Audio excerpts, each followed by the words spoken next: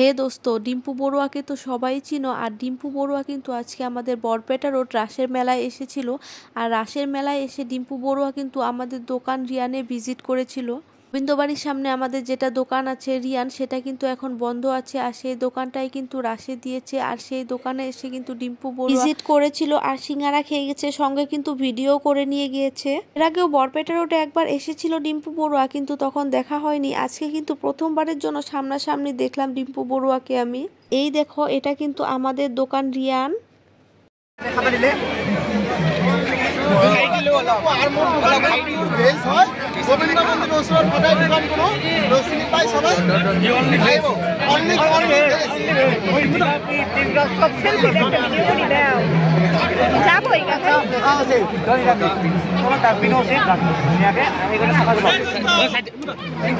দাঁড়াও, মেলায় আসলে তোমরাও কিন্তু একবার এই দোকানে ভিজিট করে যেও। আমাদের এই দোকান কিন্তু একদম শুদ্ধ নিরামিষ বা ভেজিটেরিয়ানরা কিন্তু অবশ্যই এসো। এখানে কিন্তু বার্গার, চাউমিন, রোল, পাও ভাজি ছাড়াও মটকা চা বা মাটির কাপে চা পাওয়া যায়, সঙ্গে গরম গরম সিঙ্গারা। এছাড়াও মেলা শেষ হয়ে যাওয়ার পর কিন্তু গোবিন্দবাড়ির সামনে আমাদের স্টলটা তোমরা পেয়ে যাবে। তারপরে কিন্তু ডিম্পু বড়ুয়ার সঙ্গে আমরা ছবিও তুলে নিয়েছিলাম। তো ভিড় হয়েছিল যেখানে যায় সেখানেই, যে বেচারা মেলা দেখতে এসে আর মেলা দেখা হলো না। মোটামুটি মেলার চারদিক ঘোরার পর কিন্তু স্টেজে ছিল কুইজ প্রোগ্রাম। মানে যদিও আমি যাইনি। আর এই দেখো, পুরো মেলাটা কিন্তু ভিডিও করে নিয়ে গেছে। হোক, ডিম্পু বড়ুয়া তো বেশি সময় মেলায় ছিল না। তারপর আমরা ছিলাম মেলায় গেছি, ফুচকা তো একটু খেতেই হবে, একটু ফুচকা খেয়ে নিলাম। ফুচকা খাওয়ার পর একটু ঘোরাঘুরি করে যেদিকে নাচ হচ্ছিল সেখানে ভাবলাম একটু নাচ দেখে আসি। এদিকে দেখো, জুবিন গার্গ করণী মঞ্চতে জুবিন গার্গের একটা গানে নাচ ছিল।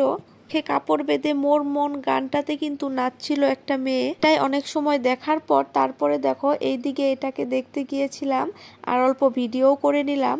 সময় দাঁড়ানোর পর কিন্তু একটু জায়গা পেয়েছিলাম ভিডিও করার জন্য। তো লোকজন ছিল, কিন্তু কি আর করা যাবে, মেলা মানেই ভিড় আর ভিড় মানেই মেলা।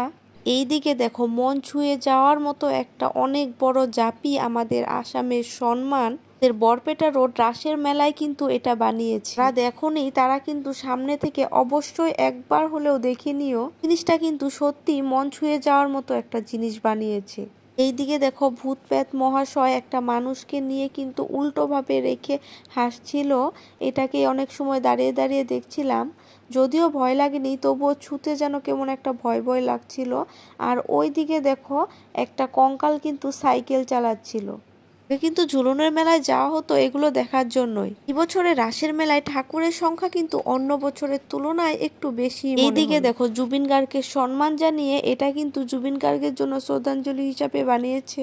মেলাতে নাকি জুবিন গার্গ এসে প্রোগ্রাম করার কথা ছিল, সেই প্রোগ্রামেই নাকি ওনার শ্রদ্ধাঞ্জলি জানানো হচ্ছে।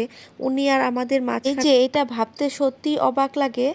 ওনার প্রোগ্রাম দেখা, ওনার গান শোনা ইচ্ছেই রয়ে গেল। এইদিকে দেখো, রিয়ান আজকে মেলা থেকে কত কিছু কিনেছে, সেগুলো নিয়ে বাড়ি ফিরছিলাম।